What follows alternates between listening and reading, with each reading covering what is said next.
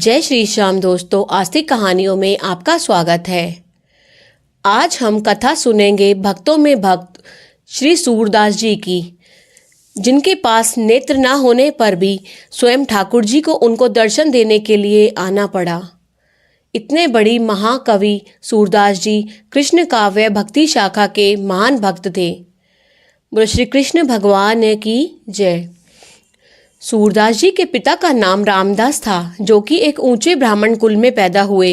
वे धनवान थे, किंतु जब सूरदास जवानी की ओर लपके पिताजी का स्वर्गवास हो चुका था। कई ग्रंथों में सूरदास और बलवा मंगल को एक ही व्यक्ति माना गया है। सूरदास जी को अंधे होने से पहले बलवा मंगल का नाम दिया गया था। पिता का साया जब सिर से उठ गया तो एक भक्त धर्मात्मा और ब्राह्मण कुल का बालक बुरी संगत में फंस गया। पिताजी का स्वर्गवास होने से पहले बलवा मंगल का विवाह एक सुंदर सुशील कन्या के साथ कर दिया गया, किंतु बलवा मंगल को उस साध्वी स्त्री का कोई विचार नहीं था। उसके पिताजी जहाँ सत्संगों धर्म सभाओं में जाते थे, वहाँ उनका पुत्र वैश्याओं के कोठों पर जाने लगा। पिताजी काफी धन छोड़कर मरे थे। बलवा मंगल वही धन वैश्याओं पर लुटाने लगा।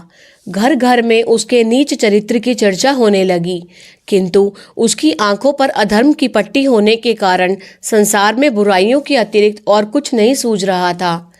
एक बाजारी वैश्या चिंतामणि ने उसे बुरी तरह अपने प्रेम के जाल में फंसा लिया था। वह चिंतामणि की गाने और सभाओं में दूसरे नीच प्रकृति के लड़कों के साथ जाने लगा और पिताजी का कठिनाई से कमाया हुआ धन लुटाने लगा। सभा समाप्त हो गई। जब लोग घरों को चल गए तो बलवा मंगल भी आधी रात को घर लौटा, किंतु उसे आज नींद नहीं आ रही थी।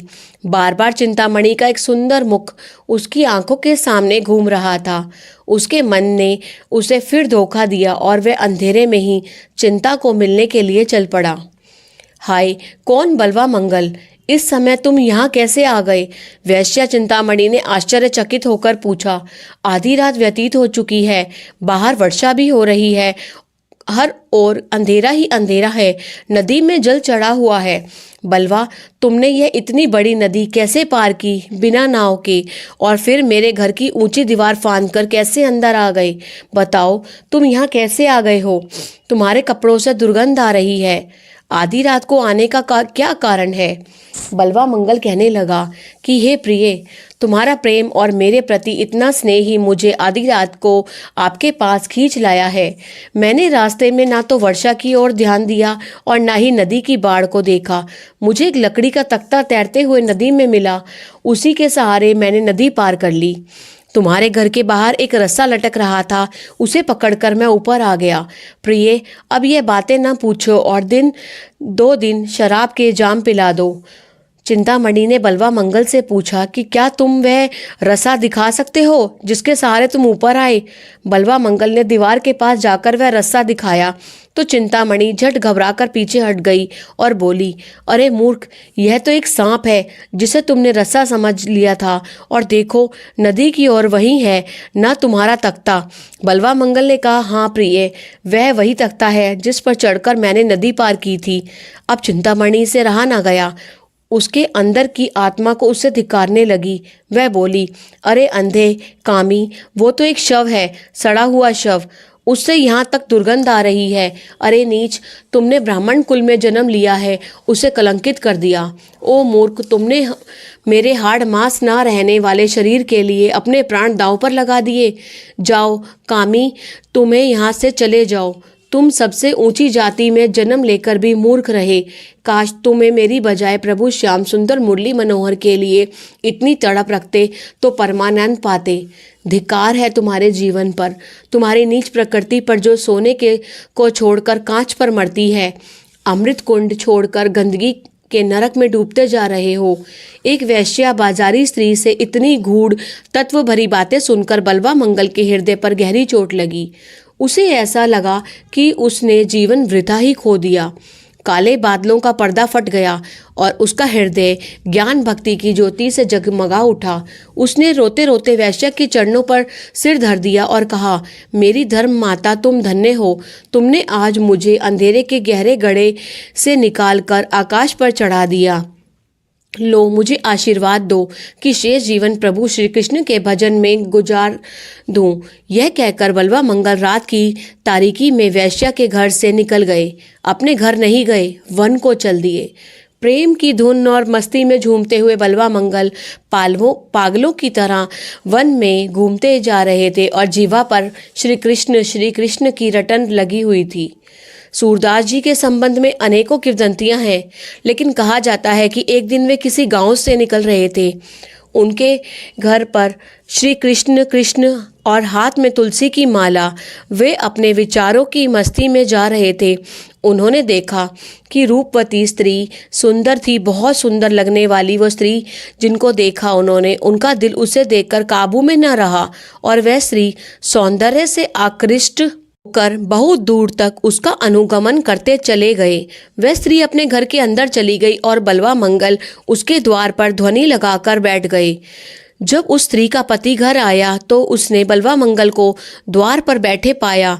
उसने बलवा मंगल से पूछा, ब्राह्मण देवता बताइए, आप किस कारण यहाँ बैठे हैं? उत्तर में बलवा मंगल ने सारी वार्ता वहां आने की बता दी और कहा कि एक बार उस सुंदर स्त्री को देखना चाहता हूँ। सेठ प्रभु भक्त हैं। उन्होंने बड़े प्रेम से कहा, अच्छा आप प्रतीक्षा करें, मैं अपनी स्त्री को यहाँ भेज देता हूँ। सेठ अंदर चला गया और अपनी स्त्री को बाहर भेज दिया। भगवान जीव को झट ही नहीं अपना लेते, पहले वे बड़ी कठिन परीक्षा लेते हैं। यदि उसमें से उत्तीर्ण हो जाओ तो फिर थोड़ा सा अपनी प्रेम माधुरी का दान करते हैं। बलवा मंगल के लिए भी यह परीक्षा की कठिन घड़ी थी। अब उनको यह सोचकर वेदना हुई कि जिन नेत्रों में नंद नंदन श्री कृष्ण का रूप समाया है, उनमें नारी के लावण्य ने चंचलता क्यों उत्पन्न कर दी है। वे अपने आप को मन ही मन धिक्कारने लगे। विचार आया कि मुझ पर फिर क्या काम का भूत सवार हो गया है। जिस नरक कुंड से बच निकला था फिर उसी में गिरने जा रहा हूँ। धिक्कार है इन आंखों पर। यदि यह ना होती तो मैं फिर गड्ढे में क्यों गिरता। इतने में उस स्त्री ने आकर कहा, ब्राह्मण देवता कहो क्या आज्ञा है। बलवा मंगल चौंक गए और कहा, माता मेरे पर एक कृपा करो, लोहे की 2 सलाइयाँ लाओ और खूब गर्म करके लाल अंगार की तरह करके ला दो, बस मेरी यही आज्ञा है। वह स्त्री बिना सोचे ही ब्राह्मण ऐसी सलाइयों का क्या करेगा, 2 सलाइयों को खूब गर्म धधकती हुई लेकर आई और बलवा मंगल के हाथ में दे दी। जब स्त्री ने यह देखा कि बलवा मंगल ने वो दोनों गर्म सलाइयाँ अपनी आंखों में चुभो दी और अपनी दोनों आंखें फोड़ डाली, वो डर गई। पर ब्राह्मण ने कहा, माता इस घटना में तुम्हारा कोई दोष नहीं, मैंने स्वयं अपनी आंखों को दंड दिया है। तुम जाओ अंदर अपने पति के पास और मैं जगत पिता की खोज में जाता हूँ। बलवा मंगल अब अंधे हो चुके थे। रास्ता टटोलकर आगे चले जा रहे थे। लोगों ने उनको सूरदास कहना शुरू कर दिया और इस प्रकार बलवा मंगल सूरदास होकर संसार में चमके। बस अब उन्हें एक ठाकुर के मिलन की धुन थी और वे सर्दी गर्मी धूप वर्षा का ध्यान किए बिना वनों में श्री कृष्ण प्यारे मुरली मनोहर श्याम सुंदर की रट लगाते घूम रहे थे। आओ प्रियतम, आओ मेरे सहारे, मैं कब से तुम्हें ढूंढ रहा हूँ। सूरदास जी वन वन घूमकर उसी वंशी वाले को ढूंढ रहे हैं जो भक्तों का भगवान, दीनों का दीन दयाल और दुखियों का दुख दूर करने वाला है। अब दीन दयालु को सूरदास जी पर दया आ गई। उन्होंने एक दिन ग्वाल बाल का रूप धरकर सूरदास जी को अपनी मनमोहिनी वाणी में कहा, सूरदास जी आप भूखे हैं, कई दिनों से मैं आपके लिए कुछ मिष्ठान लाया हूँ, आप इसे ग्रहण करें। सूरदास जी यह प्रिय वाणी सुनकर मुग्ध होकर बोले, अरे भाई यह तो बताओ कि तुम कहाँ से आए हो, तुम्हारा नाम और काम क्या है। ठाकुर बोले, सूरदास जी मैं एक ग्वाल बालक हूँ, मेरा घर पास ही है, गाय चराना मेरा काम है और जिस नाम से मुझे कोई पुकारे मैं बोल पड़ता हूँ। लो सूरदास जी यह मिष्ठान, मैं प्रतिदिन आपके लिए यह भोजन दे जाया करूँगा। यह कहकर बालक चला गया। सूरदास जी का मन अब बालक के बिना लगता ही नहीं। अपने मन को कोसते रहते कि एक वैश्य के चुंगल से निकला तो सौंदर्य का पुजारी बनकर एक स्त्री के पीछे भाग निकला और अब एक बालक के लिए तड़प रहा हूँ। इतने में बालकृष्ण शांति के पास आकर बैठ गए। सूरदास जी अपने धुन में मग्न थे। बालक ने कहा, सूरदास जी ये क्या सोच रहे हो, वृंदावन चलोगे। वृंदावन का नाम सुनकर सूरदास जी के शरीर में रोमांच हो आया। वह उठकर नाचने लगे। फिर बोले, भाई मैं कैसे जा सकता हूँ, मैं बूढ़ा हूँ ना और अंधा भी हूँ। बालक ने कहा, सूरदास जी चलिए, मैं आपकी लाठी पकड़कर साथ में ले चलूँगा, फिर तो तैयार हो ना। थोड़ी दूर जाकर ग्वाल बाल ने कहा, बाबा लो वृंदावन आ गया, अब मैं जाता हूँ। और ठाकुर अंतर्ध्यान हो गए।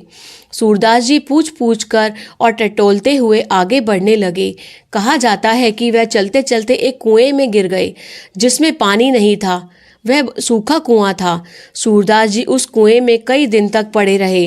बार बार उस बालक की याद आ रही है और अच्छा होता यदि वह ग्वाल बालक मेरे साथ रहकर मुझे रास्ता दिखाता रहता। कूप का वर्णन उन्होंने ऐसा किया, परो कूप पुकार काहू सुनी न संसार, सताएं दिन आई जदुपति किया आप उधार। दियो चख दई प्रभु कही, शिशु सुनु मांगू वर जो चाई। हऊँ कहूँ प्रभु भगति, चाहत शत्रु नाश सुभाई। दूसरो ना रूप देखो, देखी राधा श्याम। सुनत करुणा सिंधु भाष्यो, एव मस्तु सुधाम। प्रबल दक्षिण विप्र कुलते, शत्रु होवे है नास। आशित बुद्धि विचारी, विद्या मान माने मास। नाम राखे मोर सूर, जो दास सूर श्याम। भय अंतर्ध्यान, बीते पाचली निशी याम।